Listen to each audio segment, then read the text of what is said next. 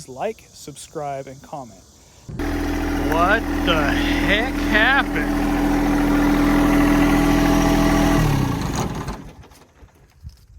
I came out here, tractor was gone out of the garage, came out here, it's on, it's halfway up the wall. What? I tell you, this AI, it's gonna get us. Just kidding. No, today I'm going to do a review of this guy. Let's see, I think it's got 80 some hours on it. 82.9. So, yeah, it's got 82.9 hours on it. I have had it for, I don't know, since basically calendar year started. Been a great little tractor. Boom. As you've seen in the videos, if you've watched other videos with the tractor, I have quite a few little attachments for it. I'll kind of show those too. So that guy is one of them. That's, I don't know, 7 or 8, 80 pounds bags of concrete in a brute trash can. How big is it? I don't know, 30 gallons maybe, something like that. I don't know. It's got a pipe through it. The pipe is not solid, it is hollow. You can see out the other end there. And then I just drilled some holes and put some pins in it so it wouldn't slide out of the quick hitch. Had a, right here, something to hook the 3-point onto, but it broke off. And to be honest, I don't really need it, so I just left it. Got the bucket, obviously, the quick hitch. I've got a set of forks, rear blade, I think a 5-foot blade. I've got a spreader, John Deere spreader, a tiller, John Deere tiller, an old John Deere tiller. There, I had made some nice ruts trying to get up this hill. It just rained earlier this morning. So those are the main attachments I have for it. I'll show those as well. But yeah, I just want to do a quick review. So like I said, it's got 83 hours basically on it. I primarily have used it to do this. So I dug out the hillside, and as you can see, you can kind of tell how tall that is with the tractor there. Otherwise the hillside looked like that, so there was no flat area here. So I used the tractor, dug it out all by myself with that, no other equipment. And this is probably 28 feet wide. I don't know, it was before I put the wall in, so maybe it's, I don't know, 26, 24 foot wide now, but it's a good size area. I basically just dug out the wall through the dirt there here and made me a flat area. It's going to be a play area for our kids. I threw my trailer over there. Haven't been using it lately, so I wanted to get it out of the way.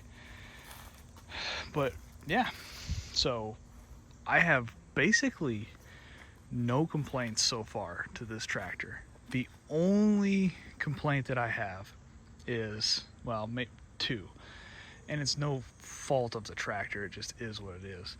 It's light. So that's where this comes into play. It's hard to get the traction to the ground, especially if it's a little bit wet out. So that is on the back of the tractor basically all the time, unless I need something else back there. And it really helps. The other complaint, which isn't a complaint, I mean, it is what it is for the size of tractor. I wish it could lift a little bit more up front. The back, I haven't had any issues lifting what I need to. The front, and it can lift as much as the tractor can handle. So it's not a fault of the tractor or John Deere or anything. It's just when I was building this wall, I needed it to be able to lift more. So that's the only complaint that I have. I might try to turn it up. I don't know. I think I saw somewhere where you can modify or move the pressure relief valve and maybe make it lift a little bit more. But to be honest, anything you can get in that bucket, the tractor can basically lift to full height as long as it's not sticking out front a long ways.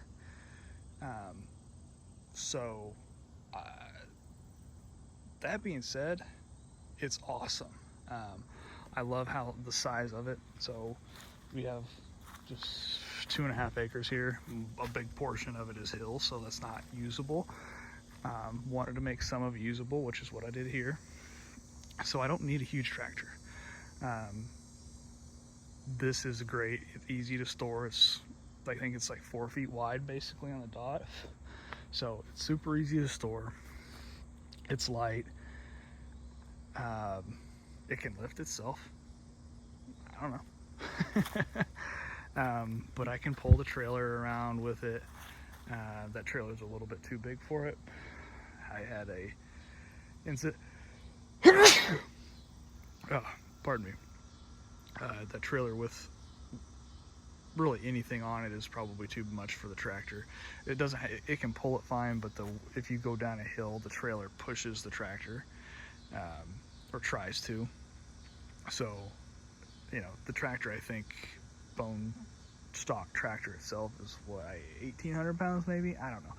So, I mean, without this weight on there, you maybe with the bucket and some stuff just shy of 2,000 pounds potentially. I don't know for sure. Just guessing right now, but that trailer I think dry is 2,000 pounds. So I've had some stuff on there and been moving it around the property, and it's had some issues holding the trailer back, to say the least. So before I go to the attachments, I'm gonna fill these tires with, I think, either water, and I know people are gonna be like, fill them with water, that's stupid, it's gonna freeze, blah blah blah. Yeah, I keep it in the garage so that it doesn't freeze. So it's either gonna be water or windshield wiper fluid. I've got the stuff to do it, I just haven't decided if I'm just gonna throw water or windshield wiper fluid in there. So I'm gonna put liquid in these tires, so that'll help with the weight a little bit. When I cannot have that on there, because like with that on there, it's got all the weight it needs. But I cannot have that on there when I'm pulling a trailer. So a couple little things like that I'm gonna do, and I'll do a video of those. I've wanted to do it already, I just haven't had a chance to do it. We've been pretty busy, so I like to do this on a different note, just to check the undercarriage and all that stuff. And I think I told somebody I was gonna show them where the transmission filter was. So there it is. But yeah, there she be. I don't recommend doing this at all. I just thought it was fun. So I am now going to take you to some attachments. So first we'll look at the tiller and the spreader. The tiller I bought from a local human being. Don't mind my shed full of stuff. It's wood chipper. So there's the tiller. I did a video on it a while back now. It's 550, it's 1987. I used it for 10 minutes this year to till the garden, just to kind of test it out. And since we just moved, we wanted to test garden here and see how it does. So it's going pretty well. So we might do a little bit bigger one next year. And this is my first bout with a garden or a PTO tiller, so I had no idea what I was doing. Learned a lot. I think I'm gonna actually use this too for out there. We did a lot of tree work here, and clean up, and the grass is dead and it's got crabgrass. I want to get rid of that, so I might till it up and use this to do that, and then seed it. Here is, whoa, the spreader. I don't know if the model, there's the model, SS2036B, Frontier. Bought it brand new from John Deere earlier this year. I have used it to spread fertilizer on the yard. I'm going to use it to overseed, I believe. That's pretty much all I've used it for now. But it's super easy to hook up. This one does not have the quick hitch adapter. I might try to modify it to make it fit on the quick hitch, because the quick hitch is amazing. This tiller, I don't know how much modification was on this when I bought it, but it didn't fit this quick hitch to the 2025R. The person I bought it off of, she said her husband made some changes to the mounting hardware to make it fit his quick hitch, because it was not quick hitch compatible. I'm just having a heck of a time here. There we go.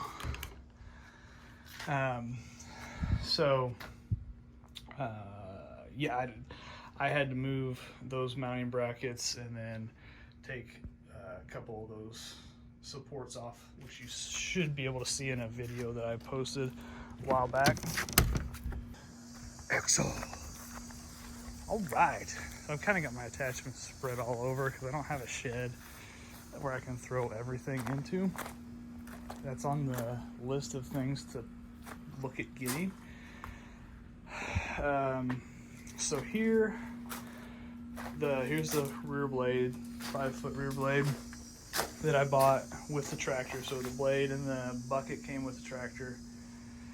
These forks here are Titan, I believe, and I got the 42-inch tines. You can't see them because they're under the blade, but I think if I were to do it over again, I would get the 36, because this setup, I don't know how much it weighs versus the bucket that's on there, but this setup is actually pretty heavy for that tractor. So the tractor has trouble, unless the weight's right back to the back of it, it has trouble curling it and lifting it. So I think, you know, if I were to do it again, I would try to get the lightest setup that I could. And granted, the 36-inch probably aren't a lot lighter than the 42 like I have, but you know, every pound out there makes a difference, especially on something like this that doesn't have a ton of hydraulic power out front. Most of the ability for this thing to lift, you know, requires it to be in the bucket. So that's one thing that I really learned. I mean, I knew it, you know, theoretically I understood it, but I didn't realize how big of a difference it would make. So I might do a video doing some tests just to show you guys how big of a difference it makes. Not this video, but down the road. So yeah, this is the tractor. I got that chain back there just to have it.